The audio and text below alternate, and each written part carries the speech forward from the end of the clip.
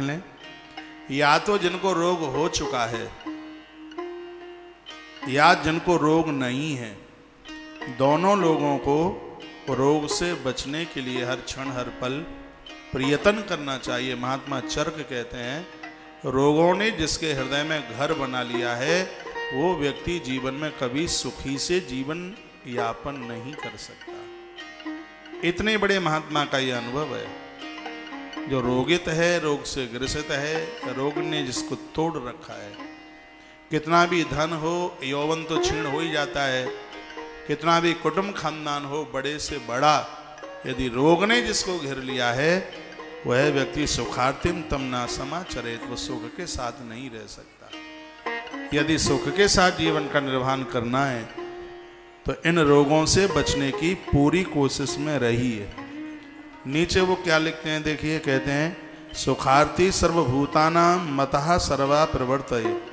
धरती पर एक भी व्यक्ति ऐसा नहीं है, चाहे संत हो, गृहस्थ हो, निष्कामी हो, सकामी हो, कोई भी व्यक्ति क्यों ना हो, धरती पर एक भी व्यक्ति ऐसा नहीं है जो कि सुख की कामना ना करता हो। हर व्यक्ति सुख चाहता है। वो लिखते हैं सुखार्थी सर्वभूतानाम, सर्वभूतानाम यानी संपूर्ण प्राणी, यहां तक कि गाय भैंस बकरियां भी सुख चाहती हैं। 84 लाख योनियों में ऐसा कोई नहीं है जो सुख ना चाहता हो। पेड़ वृक्ष भी सुख चाहते हैं, ऐसा कोई है ही नहीं। क्या लिखा है, सुखार्थी सर्वभूतानां मत्तः सर्वः प्रवर्तते। इस धरती पर जन्म लेने वाला एक भी व्यक्ति ऐसा नहीं है जो सुख की कामना नहीं करता।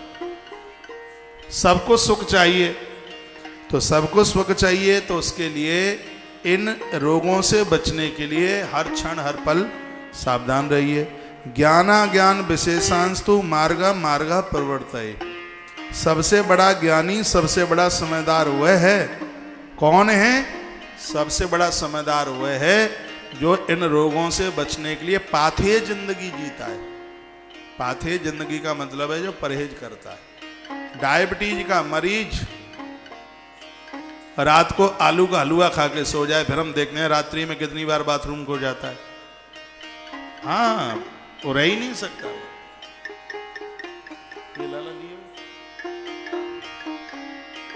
ऐसी चीजें जो आपको नुकसान पहुंचाने वाली हैं, इस चटोरी जीव के ऊपर लगाम लगाइए। घोड़े को आप छोड़ देते हैं बिना लगाम के, वो आपको कहीं पटक देगा। जिब्या को भी आप बिना लगाम के छोड़ दोगे तो ये बड़ी खतरनाक साबित हो जाएगी। आज प्राय हमारा देश को नशे ने बर्बाद कर रखा है। युवान पीढ़ी का हौसला सब कुछ समाप्त हो रहा है इस नशे की वजह से। और आइए मैं सबसे पहले मैं उसी की चर्चा कर लेता हूँ। इससे बचने के लिए, इसको खत्म करने के लिए, इससे दूर रहने के लिए महात्मा चरक ने अपनी संहिता में बड़ी अद्भुत बात कही है। यदि आप कर लें, उनको निमित्त, उनको ये दवाई बनाकर आप दे दें, बहुत बड़ा भला हो जाएगा, बहुत बड़ा उपकार हो जाएगा। क्या कहते हैं कि शिशिर स्नान तहा पानम मध्यांबु गुणाम्बु बहा। लिखा गया है कि शराब को छोड़ने के लिए चोटी तलक डूबकर दिन में 2 से 3 बार स्नान करें। इस नशा को छूटने में इस स्नान की बहुत बड़ी ताकत होगी। स्पष्ट लिखा है ना, शिशिर स्नान तहा, चोटी से लेकर तलवे तक, पानम मध्यांबु, दोपहर में भी, सुबह भी और शाम को भी, चोटी तक पानी में डूब करके नहाया जाए। बहुत बड़ा इस नशा को छोड़ने में ताकत मिलेगी। और क्या करना है, गरम पानी करके एक लोटे में रख लीजिएगा। गरम कर लें बिल्कुल पानी, और उस पानी को अपने पास में रख लें। फिर एक मिट्टी का दीवला लें। मिट्टी का दीवला बाजार में मिल जाएगा, मिट्टी का सकोरा हो, मिट्टी का दीवला हो। उसमें पंसारी की दुकान पर एक चीज है जिसका नाम है दाड़िक। इतना बड़ा फल आएगा, उसको लेकर के आइएगा।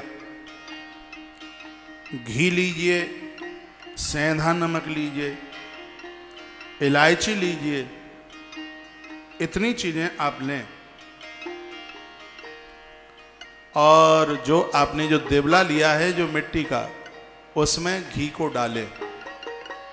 फिर उसमें ये आपने जो चूर्ण बनाया, एक आंवला का है, एक दाड़िक, एक इलायची और सेंधा नमक, ये जो सब चीज़ें आपने घिसकर मिलाकर पीसकर कूट करके, और फिर जो घी खौल रहा है आग के ऊपर उस दीवले में, उसके ऊपर इसको उसके अंदर डाल दीजिएगा। आग के ऊपर उस मिट्टी के दीवले को रखा रहने दीजिए। वो सकोरा इतना बड़ा है। आपने कभी देखा हो, बहुत पहले समय जब माताएं अरहर की दाल में छोंक लगाती थीं, जो ग्रामीण लोग मुझे सुन पा रहे हो, उनका चूल्हा जलता था, वो चिमटा से उस सकोरे को ऐसे पकड़ती और वह लाल हो जाता, उसमें वो घी छोड़ती थी, उसमें ऊपर जीरा डालती। जैसे ही वह जीरा डालती तो वो लाल लाल हो जाता था, वो मिट्टी का पात्र एकदम बिल्कुल लाल होता था, आग जैसा होता था। वो देवला होता था, इतना बड़ा सकोरा होता था, उसमें वो घी पहले खौलता था, फिर उसमें वो जीरा डालती थी। आपने देखा कभी? अच्छा, फिर उसमें एकदम आग लगती थी, उसका रंग बिल्कुल एकदम लाल होता था, रक्त बिल्कुल तपी हुई रोड की तरह। फिर उसको चिमटे के सहारे से उसको दाल में पटक दिया जाता था और ऊपर से उसके ऊपर ढकने को पात्र रख दिया जाता था, और उस दाल में बड़ा स्वाद होता था। ऐसे ही एक बर्तन में गर्म पानी करके रखिएगा। देवला में घी, दाड़िक नाम की एक जड़ी आती है, पंसारी की दुकान पर मिलेगी, आंवला को भी बारीक पीसिए, सेंधा नमक लीजिए और इलायची को भी पीस करके इसको आप उस जब घी खौलने लगे देवले में, और मिट्टी का जो देवला एकदम गर्म हो जाए, लाल हो जाए, फिर इस चूर्ण को उस घी में छोड़ दीजिए। एकदम उसमें आग जैसी लगेगी, और जैसे उसमें आग लगे तो जो पहले आपने जो पानी गर्म करके रखा है, इस पूरा घी से भरे हुए दीवले को गर्म पानी में डाल दीजिए, ऊपर से उसको ढकने को कुछ रख दीजिए, और उसके 5-7-10 मिनट के तत्पश्चात में वह गर्म पानी उस व्यक्ति को पिलाइए जिसको नशा करने की आदत है। सुबह भी दीजिए, शाम को भी दीजिए, दोपहर में भी दीजिए, दिन में 3 से 4 बार दीजिएगा। 1 महीने से लेकर के 1.5 महीने तक, इस 45 दिन के अंतर में उसका यह नशा, चाहे वो भांग, चाहे वह जर्दा, और चाहे वह गांजा, और चाहे वह बहुत बड़ा शराबी हो, महात्मा चरक अपने अनुभव में यह बात रखते हैं कि नशा को ख़त्म करने के लिए ये बड़ी सुंदर सी बात बताई गई है, और इसको आप कर सकते हैं। आज की आरोग्य संजीवनी में बड़ी प्रमुख बात रही है, जो वर्तमान समय के लिए बहुत ज़्यादा ज़रूरी है, और इस नशा से निवृत्त होने के लिए, अलग होने के लिए ये क्या उपाय करना चाहिए, जिनको समझ में नहीं आया है, YouTube पर इसको दोबारा से सुन लें।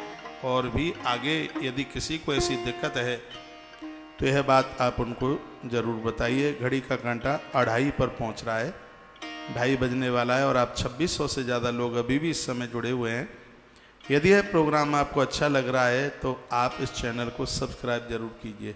जो आज नए जुड़े हैं, पहली बार जुड़े हैं, ऐसे ही आपके पास में यहाँ से लिंक पहुँचती रहेगी, और आपको एक बहुत बड़ा यह सौभाग्य, यहाँ की एक सार गर्भित बातों को सुनने का ये मौका मिलता रहेगा।